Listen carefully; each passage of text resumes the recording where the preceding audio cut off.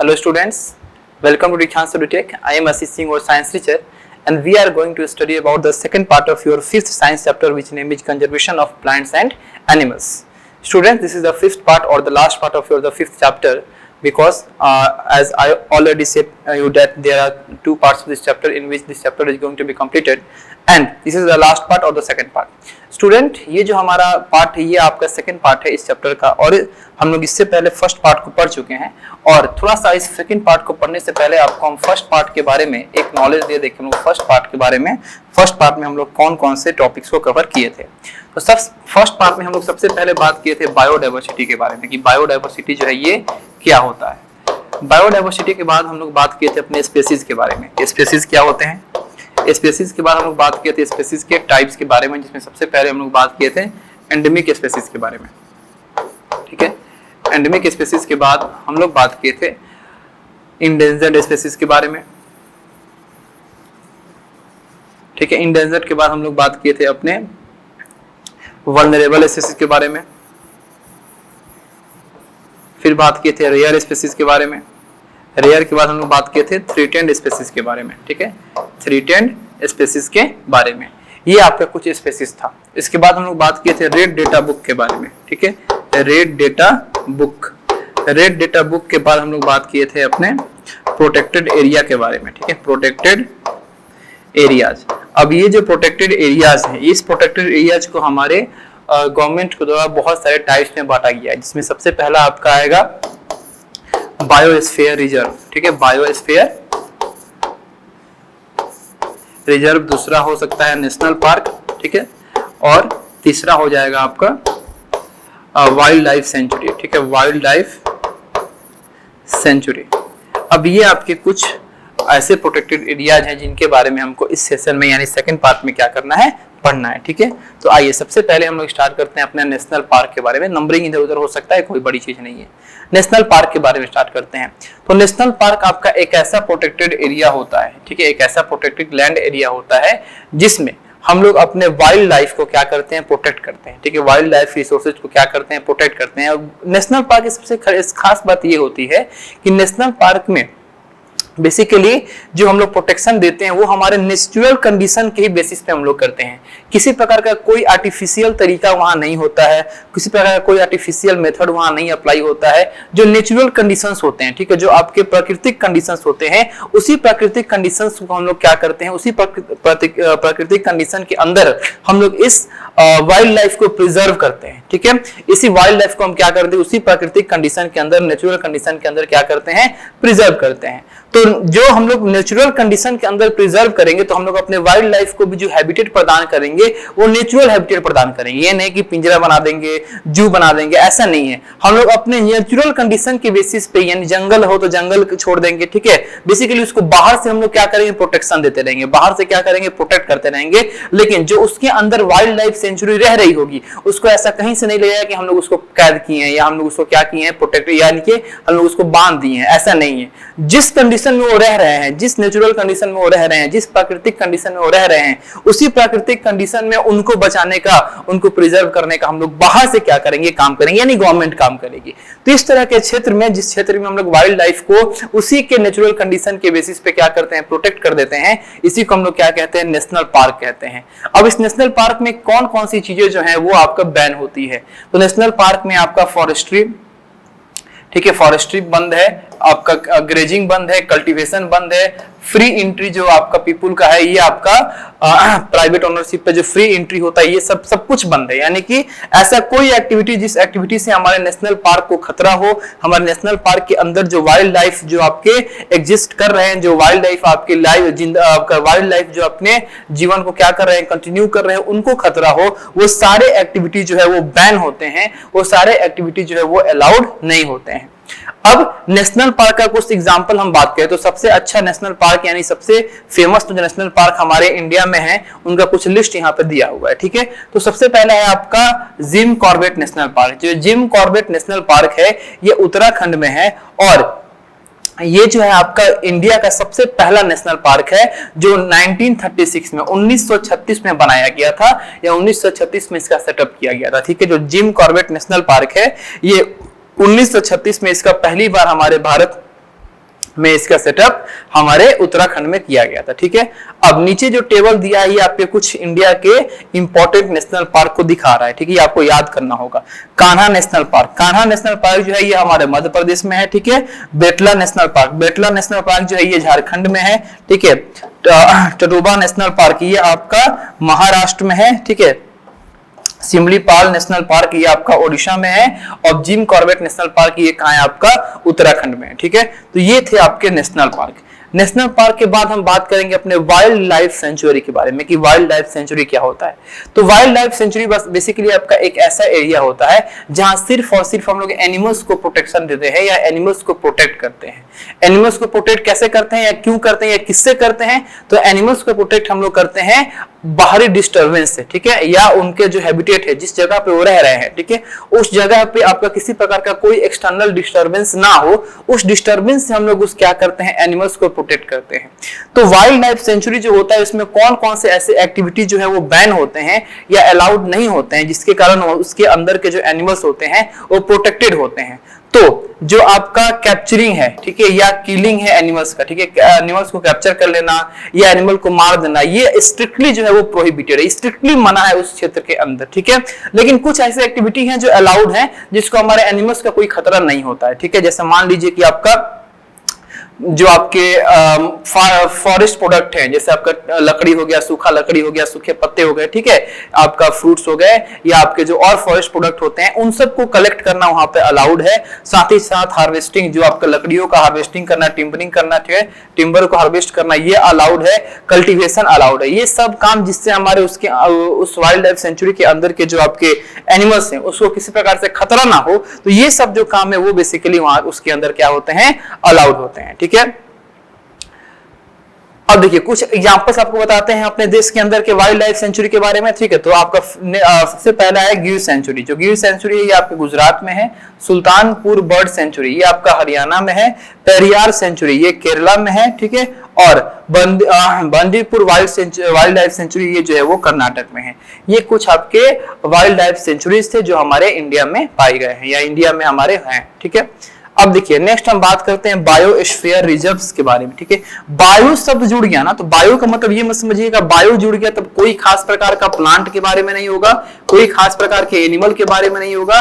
ठीक है, इसमें हो सकते हैं तो ट्राइब्स भी आएंगे, ट्राइब्स क्या ट्राइब आएंगे ही, ट्राइबल्स पीपुल आएंगे। इन सबके जीवन को क्या करे, जो प्रोटेक्ट करे। ये एक ऐसा एरिया जो प्लांट को प्रोटेक्ट करे, जो एनिमल को प्रोटेक्ट करे, साथ ही साथ उस जंगल में, उस जगह पे जो जनजाति रहती है, जो आदिवासी लोग रहते होंगे, जो आपके ट्राइब्स रहते होंगे, उनको प्रोटेक्ट करे। ठीक है, तो ये जो आपका प्रोटेक्टेड एरिया होता है उसी को हम लोग बायोस्फीयर रिजर्व कहते हैं। ठीक है, तो ये आपका एक ऐसा लार्ज प्रोटेक्टेड एरिया होता है जहां पे हम लोग क्या करते हैं, वाइल्ड लाइफ को, प्लांट को, एनिमल को, साथ ही साथ हम लोग वहां के जो ट्रेडिशनल लाइफ है, जो ट्राइबल्स लाइफ है, जो वहां की जनजाति है, उनका जो जीवन है उसको भी हम क्या कहते हैं, प्रोटेक्ट करते हैं। तो सभी प्रकार के जीवन को, सभी प्रकार के लिविंग थिंग्स को जिस क्षेत्र में प्रोटेक्शन दिया जाता है उसी को हम क्या कहते हैं, बायोस्फीयर रिजर्व कहते हैं। ठीक है, इसीलिए हम क्या कहते हैं, बायोस्फीयर रिजर्व को मल्टीपर्पस प्रोटेक्टेड एरिया के नाम से भी जानते हैं। मल्टीपर्पस प्रोटेक्टेड एरिया का मतलब ना कोई स्पेशल प्लांट को प्रोटेक्ट दे रहे हैं, ना कोई स्पेशल एनिमल को दे रहे हैं, ना कोई स्पेशल ट्राइब को दे रहे हैं। इन तीनों के कम्युनिटी को, प्लांट, ट्राइब्स, एनिमल्स, ठीक है,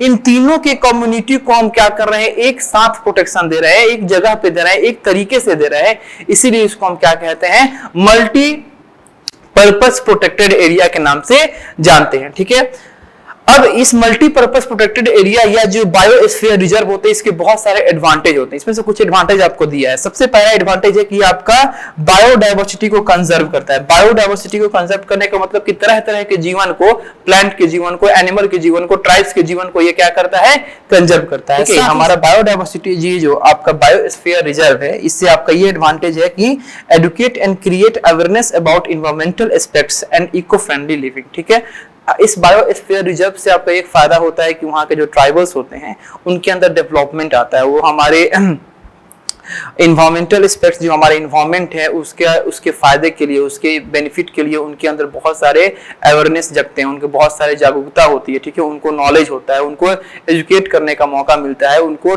डेवलप करने का मौका मिलता है। ठीक है, ये सब आपके कुछ आपके फायदे हैं किसके, बायोस्फीयर रिजर्व के। चलिए अब कुछ बायोस्फीयर रिजर्व के आपके एग्जांपल्स की हम बात करें तो सबसे पहले आपका नीलगिरी, ठीक है, सुंदरबन, ठीक है, दिबांग दिबांग, ठीक है, ग्रेट निकोबार, मानस एंड सिमलीपाल, ये सब जो है आपके बायोस्फीयर रिजर्व, ठीक है। अब बायोस्फीयर रिजर्व जो है ये आपका ऐसा नहीं है कि इसके अंदर कोई पार्टिकुलर क्षेत्र नहीं होंगे। बायोस्फीयर रिजर्व के अंदर नेशनल पार्क भी हो सकते हैं, ठीक है, सेंचुरी भी हो सकता है, ठीक है, क्योंकि बहुत बड़ा क्षेत्र होता है। अगर आपके क्षेत्र के अनुसार, आपके अगर एरिया के डायमेंशन के अनुसार अगर आपसे पूछा जाए कि आपका बायोस्फीयर रिजर्व, नेशनल पार्क या वाइल्ड लाइफ सेंचुरी, इन तीनों में जो आपका सबसे ज्यादा एरिया वाला जो क्षेत्र कौन है, सबसे ज्यादा डायमेंशन वाला क्षेत्र कौन है, तो उसमें आपको बताना होगा कि कौन होता है, बायोस्फीयर रिजर्व होता है। बायोस्फीयर रिजर्व जो है इसका एरिया जो होता है बहुत ज्यादा होता है, इसका जो आपका एक्सपेंशन जो होता है बहुत बड़ा होता है। बायोस्फीयर रिजर्व में आपके नेशनल पार्क आते हैं, बायोस्फीयर रिजर्व में आपके सेंचुरीज भी आते हैं, ठीक है। अब देखिए एग्जाम्पल के तौर पे जो पचमारी बायोस्फीयर रिजर्व है ये आपका सतपुरा नेशनल पार्क और पचमारी वाइल्ड लाइफ सेंचुरी दोनों को कंटेन करके रखा है। जो पचमारी आपका बायोस्फीयर रिजर्व होता है, जो रिजर्व है, इस पचमारी बायोस्फीयर रिजर्व के अंदर आपका सतपुरा नेशनल पार्क भी है और पचमारी वाइल्ड लाइफ सेंचुरी भी है, ठीक है।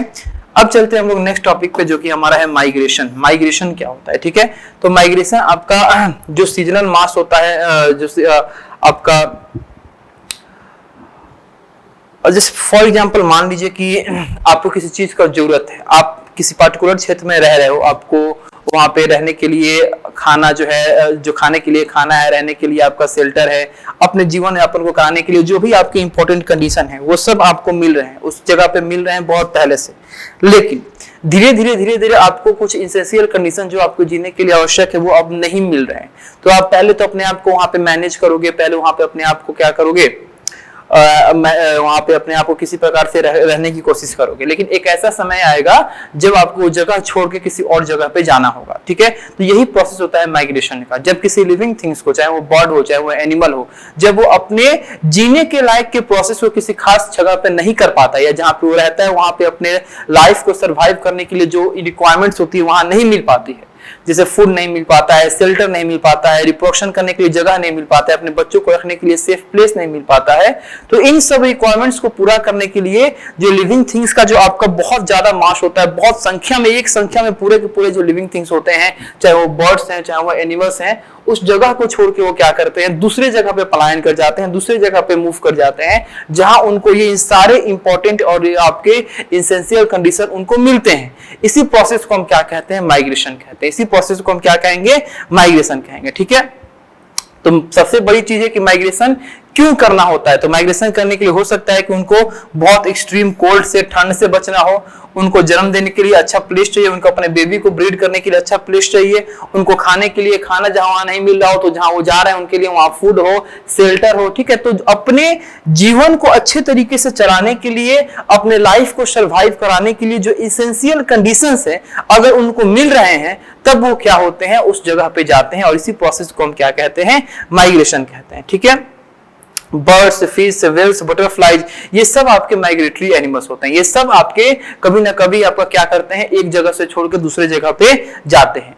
अब नीचे यही आपको हम कुछ एग्जांपल्स दिए हैं जिनके बारे में आपको हम बता रहे हैं कि क्यों वो अपने जगह को छोड़ के जाते हैं, कहां जाते हैं और कितना डिस्टेंस को तय करते हैं, ठीक है। देखिए आर्कटिक टर्न्स, ठीक है। आर्कटिक टर्न्स जो है बेसिकली आपका क्या है, आपका एक खास प्रकार का पक्षी होता है। तो आर्कटिक टर्न्स जो है ये हमारे लॉन्गेस्ट माइग्रेशन डिस्टेंस को तय करते हैं। ये हमारे साउथ पोल से नॉर्थ पोल पे आपके साउथ पोल से चल के नॉर्थ पोल को आते हैं। कब, when it is winter in the south and summer in the north. जब आपका ठंडी, साउथ पोल पे जब बहुत ज्यादा ठंड होती है और नॉर्थ पोल पे क्या होती है, गर्मी होती है, तब ये उस साउथ पोल को छोड़ के, समझो एक पोल को छोड़ के दूसरे पोल पे आते हैं। कितना दूरी, ठीक है, एक पोल को छोड़ के दूसरे पोल पे आते हैं। इतना लंबा दूरी जो है ये आर्कटिक टर्न का पूरा ह्यूज मास जो है, पूरा का पूरा ग्रुप जो है वो तय करके आता है। नेक्स्ट है साइबेरियन क्रेन, ठीक है। साइबेरियन क्रेन जो होते हैं ये आपका, अब ये भी आपके बहुत लार्ज डिस्टेंस को तय करते हैं, ठीक है। कैसे, Siberian crane travels large distance and come to Poyang in China during winter. These birds visited India during winters until 2002. ठीक है। अब ये जो आपके साइबेरियन क्रेन है, ठीक है, अब ये कहाँ पे आते हैं, चाइना के पोयांग में आते हैं। 2002 तक ये विंटर में हमारे इंडिया में भी आते थे, लेकिन 2002 के बाद अब ये इंडिया में नहीं आते हैं। अब ये कहाँ पे आते हैं, ये आपके चाइना के पोयांग जो आपका जगह है वहां पे ये आपके आते हैं, ठीक है। इल्स, ठीक है, इल्स जो कि आपको फ्रेश वाटर में रहता है।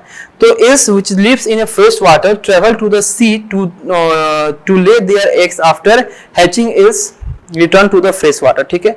अब देखिए फ्रेश वाटर जो कि आपका जिसमें आपका सॉल्ट का मात्रा नहीं होता है, और सी वाटर जो होते हैं ये आपका सैलिन वाटर होते हैं, सॉल्टी वाटर होते हैं।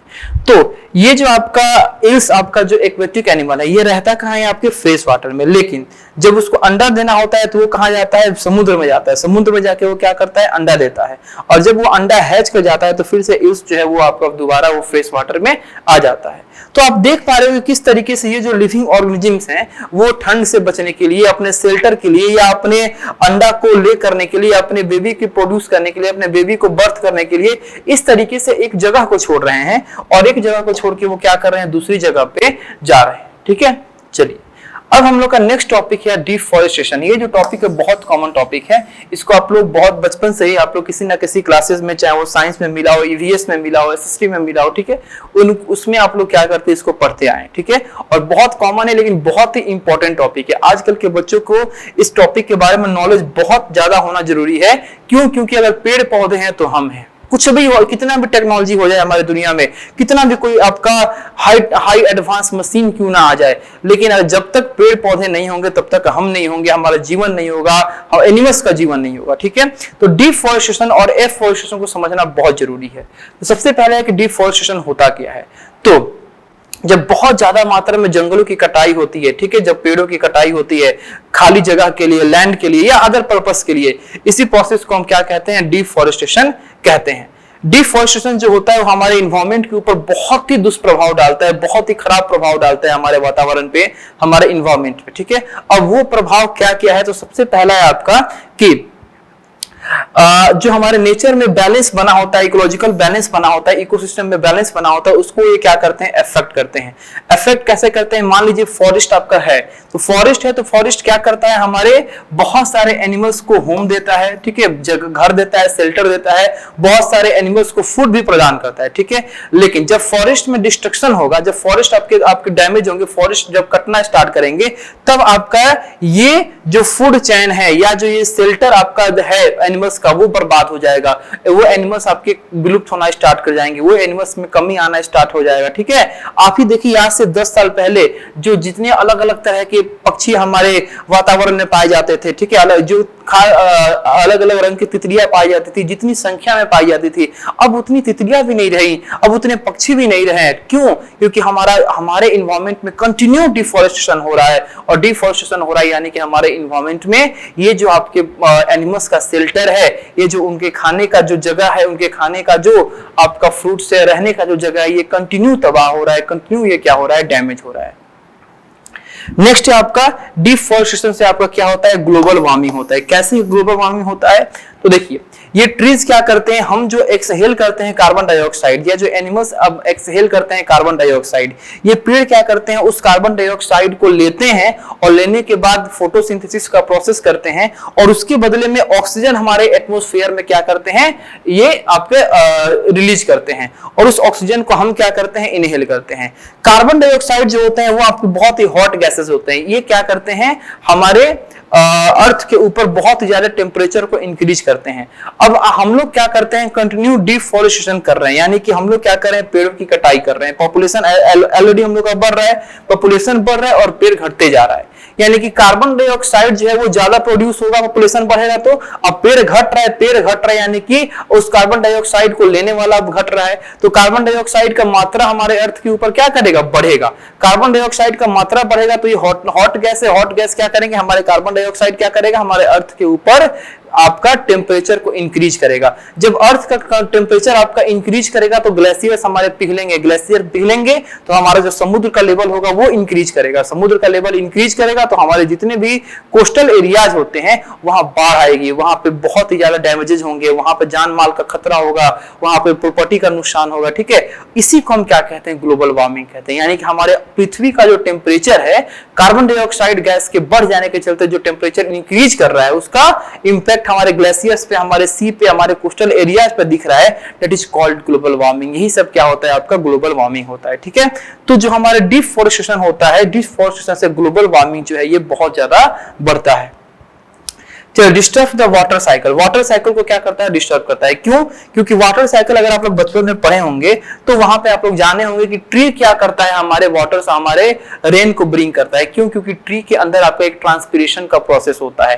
ट्रांसपीरेशन के प्रोसेस से ट्री जो है वो अपने अंदर से जो एक्सेस अमाउंट ऑफ वाटर होते हैं उसको वेपर में कन्वर्ट करा के हमारे एटमोस्फियर में छोड़ते हैं, और वो एक्सेस अमाउंट ऑफ वाटर जब वेपर का फॉर्म लेके हमारे एटमोस्फियर में जाता है तो जाने के बाद वही क्लाउड का फॉर्मेशन करता है, और क्लाउड का फॉर्मेशन करने के बाद फिर वो बारिश बन के नीचे आता है। अब ट्री होंगे नहीं तो ट्रांसपीरेशन का प्रोसेस होगा नहीं, ट्रांसपीरेशन का प्रोसेस नहीं होगा तो फिर हमारा वाटर वेपर जो है वो ऊपर नहीं जाएगा, क्लाउड का फॉर्मेशन नहीं होगा, और जो बारिश है वो नहीं हो पाएगी, ठीक है। तो ट्री क्या करते हैं, हमारे वाटर साइकिल को डिस्टर्ब कर देंगे। कैसे? क्योंकि ये हमारे ट्रांसपीरेशन के प्रोसेस को कम करेंगे, ट्रांसपीरेशन के प्रोसेस को कम करेंगे तो वेपर जो है, वाटर वेपर जो है वो ऊपर हमारे एटमॉस्फेयर में नहीं जा पाएगा, ठीक है।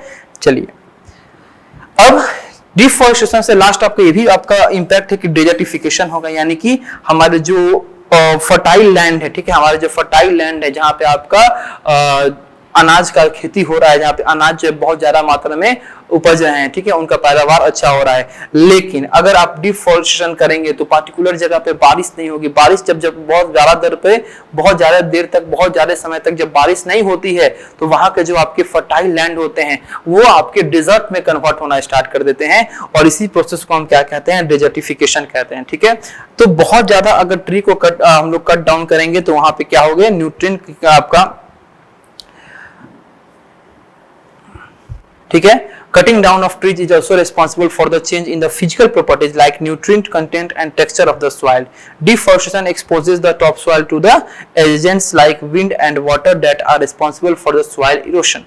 The erosion of the top layer of the soil exposes of the hard rocky layers which have less humus and are less fertile. In this way, अब देखिए बहुत सारा कारण है जिससे डिफॉरेस्टेशन से हमारा क्या होता है, डेजर्टिफिकेशन होता है। मान लीजिए कि जहाँ पे जंगल है, ठीक है, तो जंगल है तो आपका जंगल है तो उस सॉइल का जो ऊपरी लेवल है, ठीक है, ऊपर जो लेवल, उस जो लैंड का जो सॉइल का अपर लेवल है, उस अपर लेवल को वो जो जंगल है वो बांध करके रखा है, उसको वहां से हटने नहीं दे रहा है। बारिश आ रहा है तब भी वो लेयर आपका दह नहीं रहा है, तेज आंधी आ रहा है तभी वो लेयर वहां से उड़ के जा नहीं रहा है। लेकिन जहाँ पे पेड़ कट चुके हो तो वहां का जो आपका लेयर होता है सॉइल का वो कमजोर हो जाता है। बारिश आता है तो ऊपर के लेयर को लेके बह जाता है, ठीक है, आंधी आता है तो ऊपर के लेयर को लेके उड़ा के लेके चला जाता है, और फिर वो ऊपर का लेयर जब हट जाता है तो नीचे का लेयर बच जाता है। नीचे के लेयर्स में उतनी फर्टिलिटी नहीं होती है, वो उतना फर्टाइल नहीं होते हैं, जिसके कारण वो आपका धीरे धीरे धीरे करके वो पूरा लैंड जो होता है वो डेजर्ट में कन्वर्ट हो जाता है, आपका रेगिस्तान में जो है वो कन्वर्ट हो जाता है, ठीक है। तो इस तरीके से डिफॉरेस्टेशन से क्या होता है, आपका डेजर्टिफिकेशन भी होता है। चलिए, डिफॉरेस्टेशन से और भी बहुत चीजें, जैसे मान लीजिए आपका वाटर टेबल है वो रिड्यूस हो जाता है। वाटर टेबल यानी कि जो हमारा ग्राउंड वाटर है, ठीक है, जो हमारा ग्राउंड वाटर है उस ग्राउंड वाटर जिस हाइट पे हमको मिल जाता है, यानी कि जैसे मान लीजिए कि गांव में है जो 200-250 फीट पे आपका साफ पानी निकल जाता है, शहरों में 400 फीट, 500 फीट, 600 फीट पे आपका पानी निकलता है। तो हमारे ग्राउंड के अंदर जो हम लोग डिग करते हैं तो आपके जिस डेप्थ पे पानी निकलता है, जिस गहराई पे, जिस हाइट पे पानी निकलता है, ठीक है, उसी को हम लोग क्या कहते हैं, वाटर टेबल कहते हैं। तो अगर हमारे अर्थ के ऊपर डिफॉरेस्टेशन होता है तो जो वाटर टेबल है उसमें भी गिरावट आता है। वाटर टेबल कंटिन्यू हमारा नीचे होते जा रहा है, ठीक है। पानी का जो सतह है जहां से हम फ्रेश वाटर निकाल सकते हैं वो कंटिन्यू आपका नीचे होते जा रहा है, ठीक है। नेक्स्ट है आपका हैबिटेट लॉस, ठीक है। आपका अगर हम लोग डिफॉरेस्टेशन करते हैं तो बहुत सारे ऐसे कीमती आपके वाइल्ड लाइफ हैं जो आपके क्या करते हैं, खत्म हो जाते हैं, जिनका एरिया जो है, उनको शेल्टर जो है वो बर्बाद हो जाता है, ठीक है।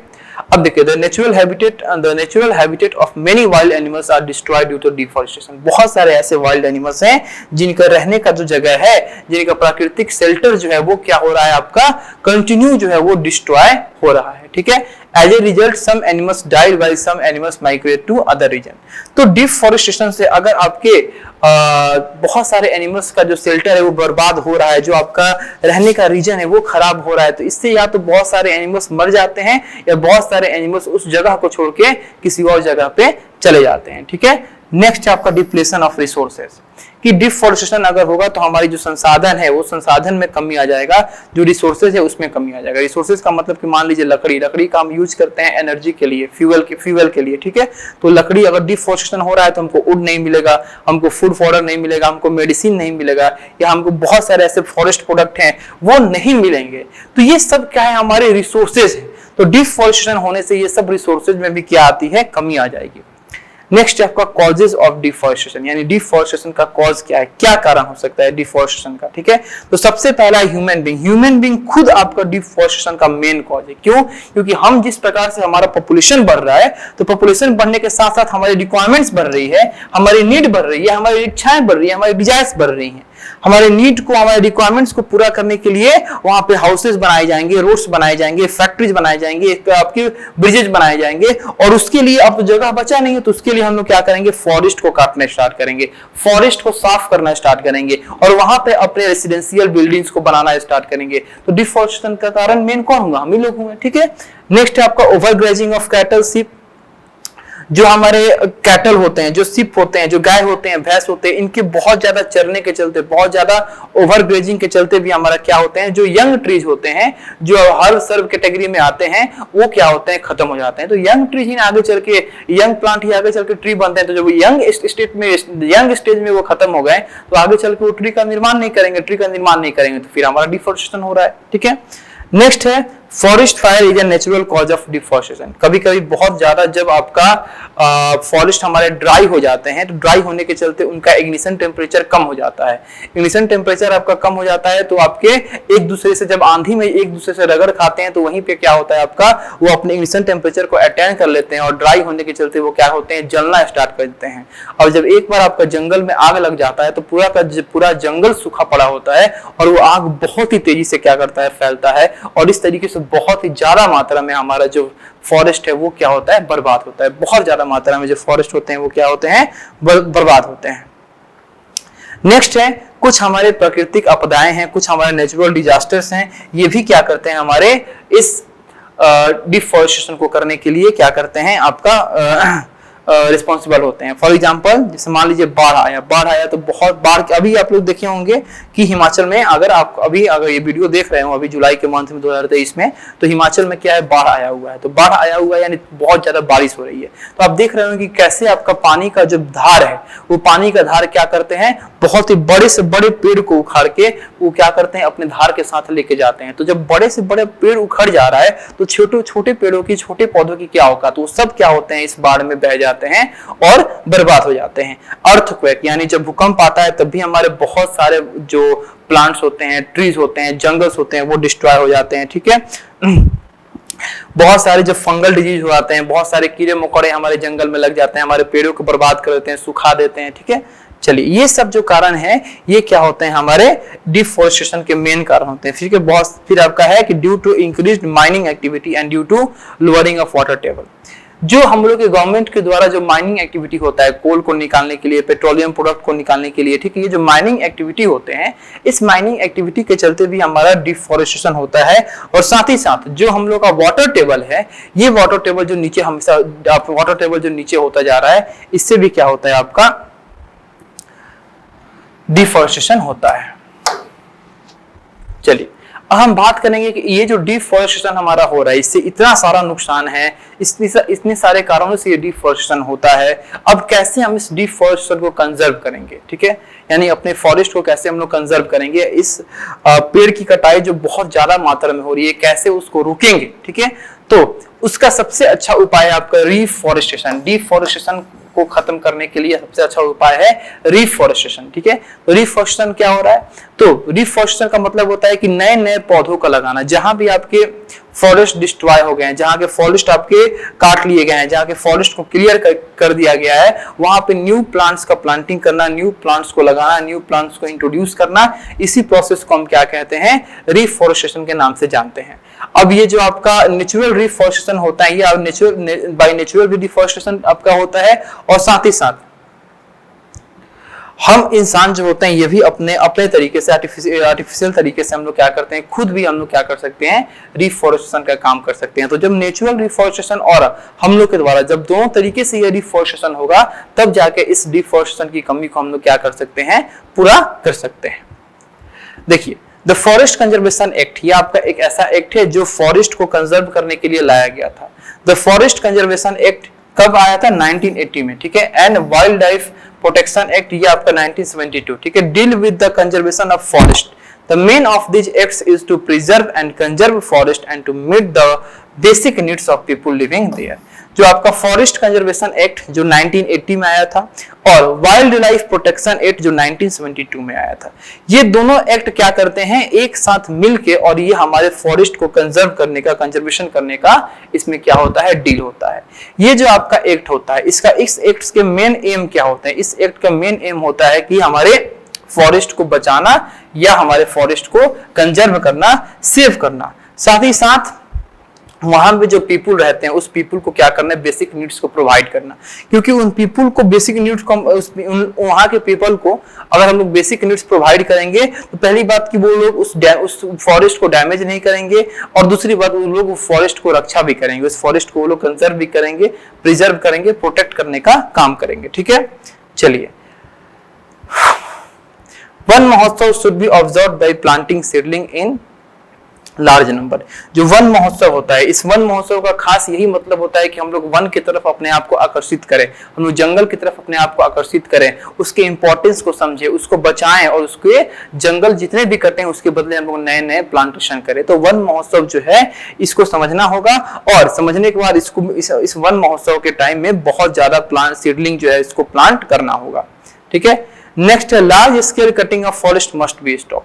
जो बहुत ज्यादा मात्रा में हम लोग फॉरेस्ट की कटाई कर रहे हैं, ये अब बिल्कुल आपको रुकना चाहिए, क्योंकि अगर ये नहीं रुकेगा तो बहुत ही ज्यादा तबाही होगा, और कितना भी टेक्नोलॉजी आगे बढ़ जाए, लेकिन हम लोग का जीवन जो है ये मुश्किल हो जाएगा, हम लोग जी नहीं पाएंगे, घुटन होगा, चाहे वो हम हो, एनिमल्स हो, बर्ड्स हो, एक्वेटिक हो, किसी प्रकार के लिविंग थिंग्स हो, ये विदाउट फॉरेस्ट जिंदा नहीं रह सकते हैं, विदाउट फॉरेस्ट ये सर्वाइव नहीं कर सकते हैं।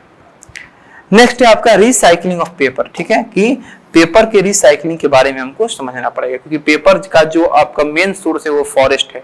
तो जब तक हम पेपर को रिसाइकल नहीं करेंगे तब तक ये नए नए पेपर बनेंगे, और नए नए पेपर बनेंगे तो इनसे फॉरेस्ट की कटाई होगी। तो जरूरी है कि फॉरेस्ट को बचाना है तो हमको अलग अलग तरीके से स्टेप्स को अपनाने होंगे। उसी स्टेप्स में से आपका एक स्टेप्स होगा कि हमको पेपर को क्या करना होगा, रिसाइकल करना होगा, ठीक है।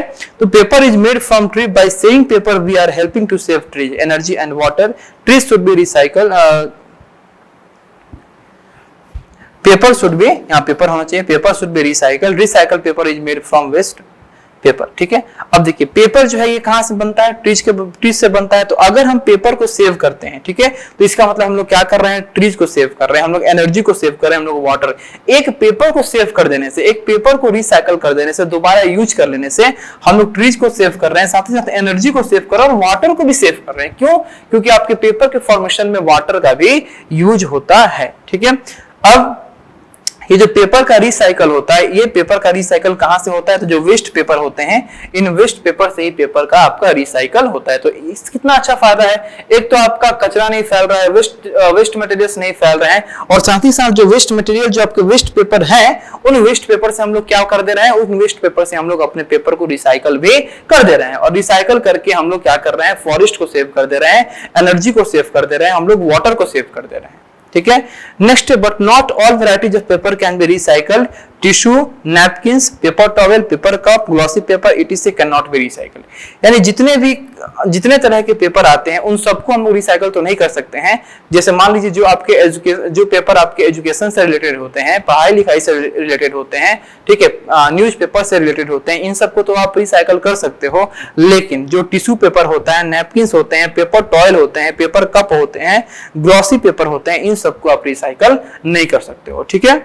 चलिए, It saves trees energy and water that are used for manufacturing paper. Use of harmful chemicals is also reduced. अब बात है कि आपका पेपर का जो हम लोग रिसाइकलिंग करते हैं इसके फायदे क्या हैं? तो पेपर के रिसाइकलिंग से हम लोग अपने ट्रीज को बचा सकते हैं, हम लोग एनर्जी को बचा सकते हैं, वाटर को बचा सकते हैं, और साथ ही साथ जो हार्मफुल केमिकल का यूज होता है वो भी क्या हो जाएगा? कम हो जाएगा। जो हार्मफुल केमिकल्स का यूज होता है इनके मैन्युफैक्चरिंग में वो भी क्या हो जाएगा? कम हो जाएगा। तो इस तरीके से हम लोग यहाँ पे अपने पार्ट 2 को क्या किए? खत्म किए। पार्ट 2 में बेसिकली जो हम लोग पार्ट 1 में प्रोटेक्टेड एरियाज को स्टार्ट किए थे, जिसमें हम लोग national park, biosphere reserve, wild life sanctuary, इन सब के बारे में स्टार्ट किए थे, उसको हम लोग पार्ट 2 में खत्म किए। फिर बहुत ही अच्छे तरीके से हम लोग अपने डिफॉरेस्टेशन को पढ़ें, डिफॉरेस्टेशन के कॉजेज को पढ़ें, ठीक है। फिर हम लोग अपने फॉरेस्ट को कैसे कंजर्व कर सकते हैं, इसमें हम लोग रिफॉरेस्टेशन को पढ़ें, साथ ही साथ हम लोग पेपर को रिसाइकलिंग करने के क्या फायदे हैं इसके बारे में भी पढ़ें, ठीक है। तो यहाँ पे आकर आपकी जो ये चैप्टर है वो कंप्लीट होता है, और मिलते हैं आपसे हम लोग इसी एनर्जी के साथ नए चैप्टर के नए पार्ट में। तब तक के लिए थैंक यू सो मच, और मन लगा के पढ़ाई करिए।